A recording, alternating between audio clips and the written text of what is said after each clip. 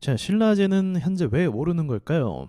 이건 간단합니다. 거래가 풀렸기 때문이에요. 거래가 재개된다는 건 어떤 의미가 있습니까? 거래가 정지된, 먼저 사유를 봐야겠죠. 거래가 정지된 건, 야, 이건 정상적으로 시장에서 사람들이 투자할 만한 주식이 아니다라고 판단이 됐기 때문에, 특히나 배임 횡령 이슈가 있었기 때문에 이 회사가 정상적이지 않아. 그렇기 때문에 거래 정지를 먹이는 겁니다.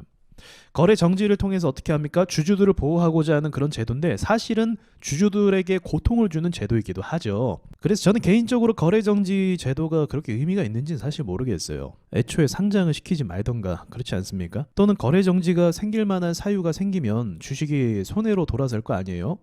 그러면 여기에 대한 책임을 투자자들도 같이 질 수도 있겠지만, 일단 뭐 원인 제공, 그러니까 이제 정상 범위에서 벗어난 배임 횡령 같은 경우는 몰수 같은 걸 통해서 시장에 참여한 투자자들을 좀 보호해야 되지 않나. 그게 맞지 않나. 그게 합리적이라고 생각하는데, 뭐 그건 의미가 없고요. 그런 생각은요. 중요한 거는 이제 신라젠이 왜 오르는가. 거래가 재개했기 때문에. 거래 정지 왜 먹었는가. 회사가 경영을 못할 것 같다라는 악재가 발생을 한 거죠. 그럼 거래 재개가 된 이유는 뭐예요? 그러면 반대죠.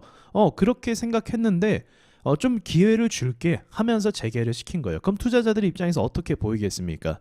와, 이 신라젠이 그러면 다시 살아나는 거야? 이 생각을 갖게 되는 거죠. 그러면 지금 상승하는 이유는 뭐예요?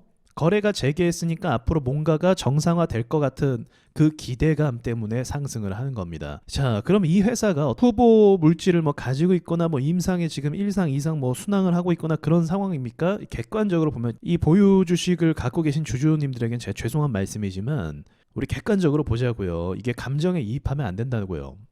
자, 시장을 한번 보세요. 자, 이 친구가요, 3상까지 갔다가 정말 기대치가 높았다가 어떻게 됐습니까? FDA에서 거절을 해버렸어요. 거절을 했다라는 건 뭐예요? 실패를 의미하는 거죠. 자, 그럼 실패했는데 후에 어떤 일이 터졌어요? 배임 횡령이 터졌어요. 자, 그러면 애초에 3상을 가고 거절당하고 실패당한 이 모든 게 뭡니까?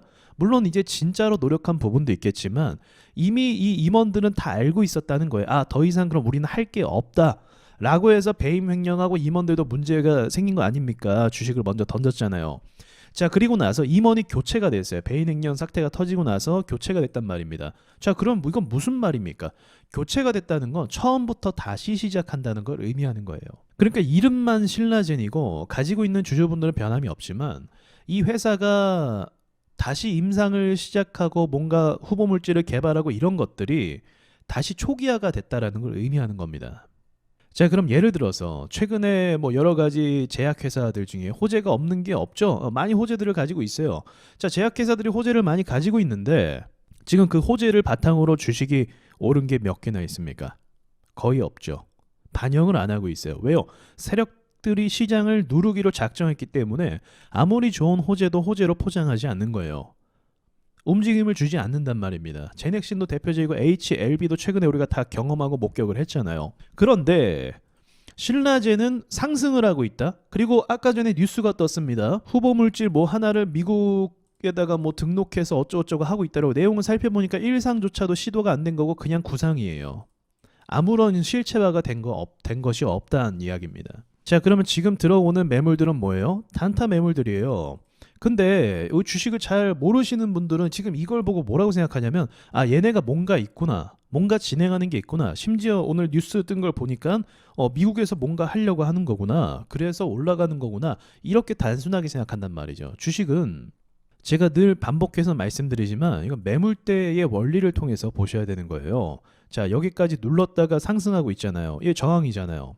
그리고 나서 이 위로 가면 뭡니까? 여기 매물대가 비어 있어요. 그래서 저는 세력들이 이렇게 빈 공간을 놓치지 않거든요. 그래서 이런 부분을 이용해서 또 급등을 만들어낼 가능성도 꽤 있습니다. 그러나 전체적인 바이오 시장의 흐름을 보자 하니 호재가 아무리 크게 있어도 어떡합니까? 상승하지 못하고 있는데 얘 혼자 연상을 치고 있단 말이죠. 그럼 이거는 바이오 시장이 호재로 상승한다라기보다 어떤 다른 이유가 있다는 거예요. 그 이유가 아까 말씀드린 단순 거래액의 기대감입니다. 그리고 저는 좀 더 긴 그림으로 보자고 하면 얘는 다시 매집 들어갈 거라고 보고 있어요. 그리고 향후에 시간이 좀 지나면 다시 한번 크게 한번 상승을 줄 거라고도 보고 있습니다. 그러나 그러기 위해서 뭘 해야 되냐? 이 앞에 매물이 있다고 했죠. 그리고 여기 비어 있다고 했죠. 여기까지 가는 데 있어서 이 사람들을 끌고 갈 필요는 전 굳이 없다고 봐요.